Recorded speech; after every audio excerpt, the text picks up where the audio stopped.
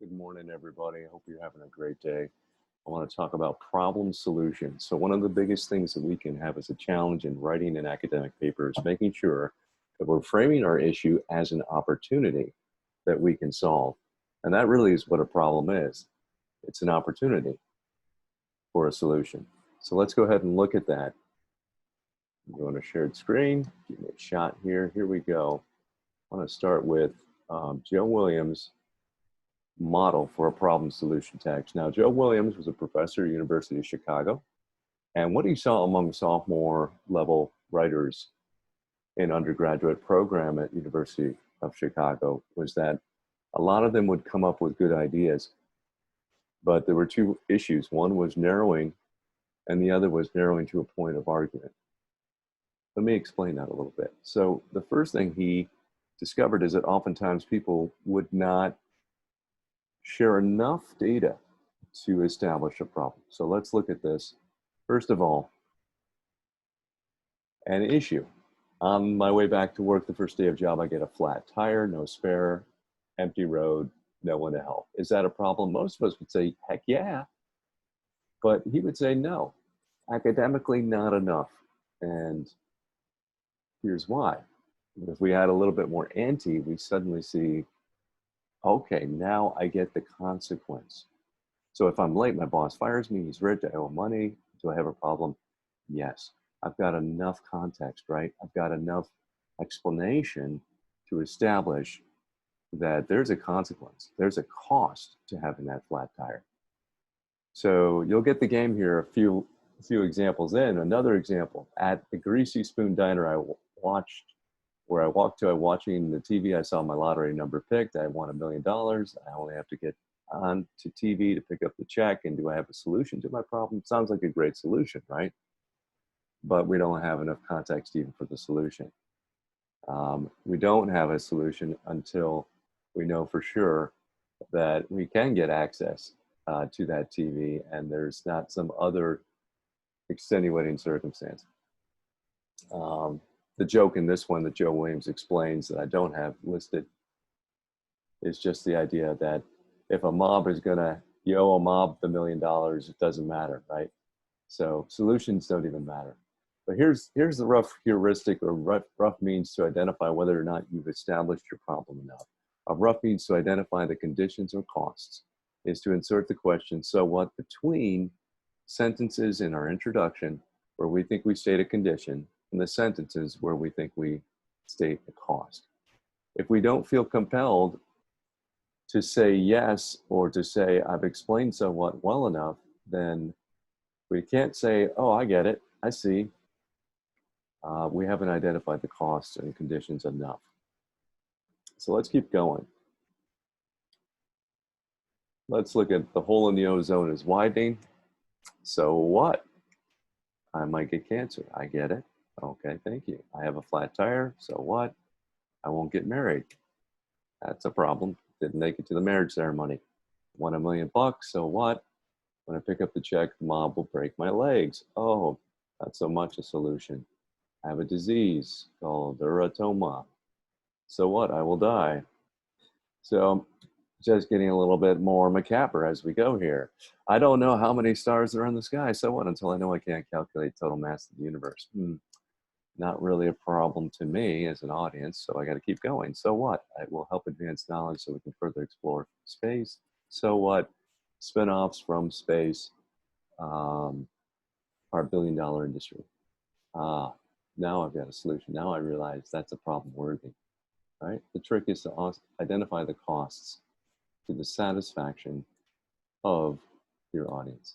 So the typical move here academically is to upset a common idea, a stereotype, a preconception which is limited, and then to emphasize the cost and consequence for a particular audience. So how does it affect that audience? How is it an opportunity to gain new knowledge, or how is it a solution that is worthy, that would be applicable and that they would deem as an issue? So how we can do so is we can emphasize the loss or the potential loss in money and what the problem is causing in terms of money and current state. We can also quantify the problem in terms of the potential loss or potential quality of life that is inhibited by that problem. Could be social status, could be health.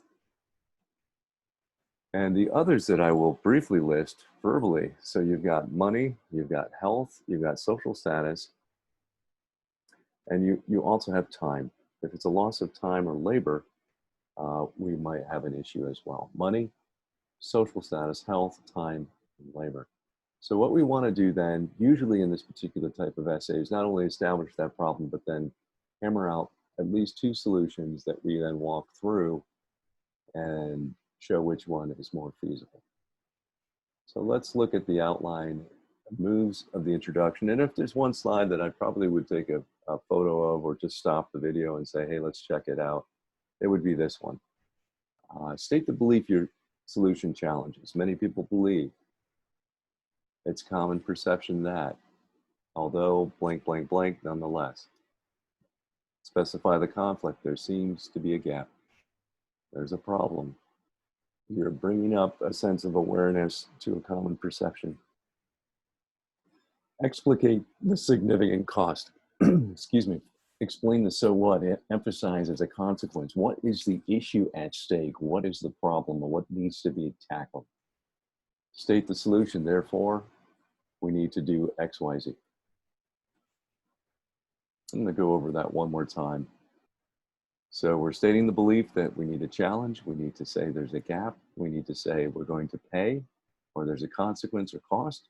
And then therefore, here's the solution. Now that last stage is viscous, meaning we don't have to necessarily state the solution up front in your essay. You can kind of hold back, and we'll look at that in a moment. Let's look at the example though. Many people believe hydrofracking can't be done safely, and you'd give possibly a few examples. And then you move to that gap move. Yet there seems to be a gap in what people know about safe drilling practices. Again, few examples. As a consequence, we'll pay more in reliance on foreign oil from unstable regions like Venezuela and the Middle East. And here you'll see in the parentheses, we need independence. Now that statement implies more explicitly what's at stake. You can be explicit or you can sometimes be implicit. So obviously a reliance on foreign oil is probably not good, but maybe we just state explicitly we need independence. Let's keep going. We need to inform the public, now we're getting into the solution, about safe natural gas drilling practices and regulate and fine companies not following those safe practices. And again, as to how explicit you are, so we can have a safe, self-sufficient supply of energy, that's up to you. So if we're going to break that back down, let's go over that. We basically stated the solution. Many people believe that their hydrofracking is bad and can't be done safely.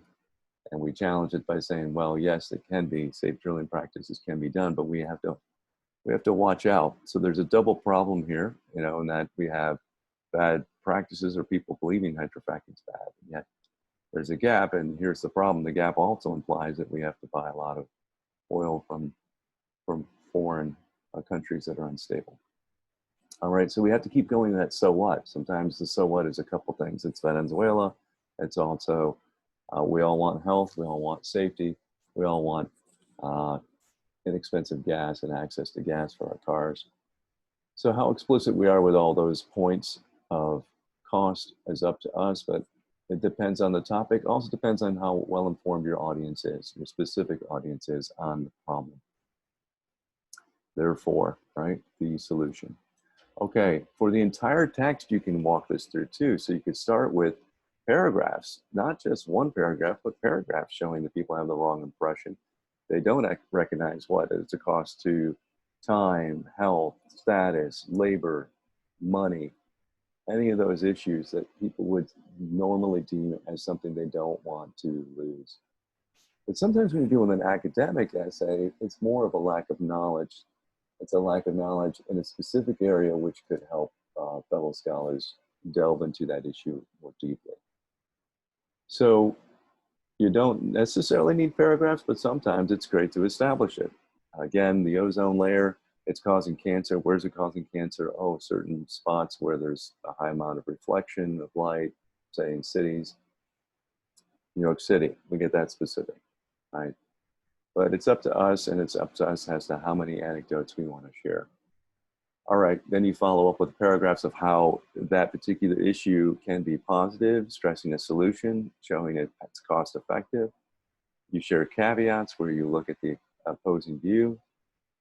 You conclude with 2 feasible solutions and then weigh those solutions.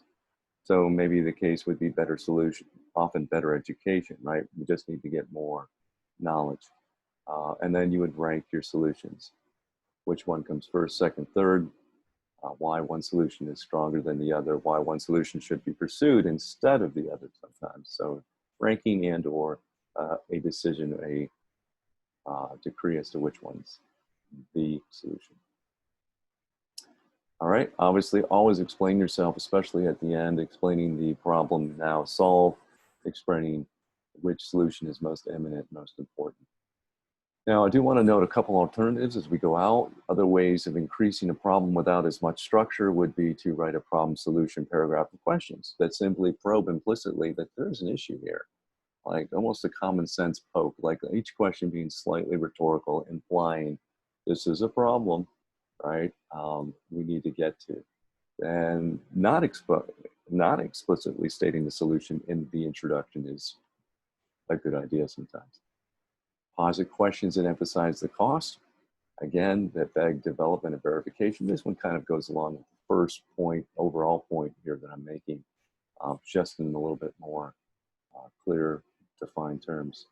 Again, we're just trying to always emphasize cost and consequence. All right. You can also narrow to one aspect of your problem, which you think is just the most underreported or prevalent.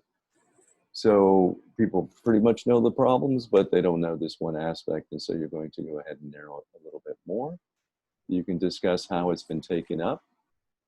And that could be a part of your essay, not even the beginning, but you're just simply looking at an issue and then you see how it has a lack of studies or follow through or gap of reporting, or maybe even bias in the way that it was taken up by a particular professor or expert. Discuss the problems with the solutions proposed. So which one should come first? So maybe there's an established problem, there's established solutions, but the problem is the ranking of the solutions. And maybe there should be a combination of solutions, and your whole essay really is going to drill down in that area. I always like this particular prompt. I always think most solutions, most of life, most of problems are to an extent, right? To what extent is this a problem? To what extent is this a solution? And again, throughout, especially at the end, emphasize who pays and who owns the problem. So enough to say there's a problem, enough to say there's a cost, enough to say that there is a partial solution, but ultimately somebody has to own it. So the who is really important to emphasize. Who's going to emphasize it? Who's going to take care of it? Who's going to own the problem? And some of you, especially in the areas of knowledge, want to deal with the philosophical, ethical base of the problem. So it's a definition. There's like invasive species, for example.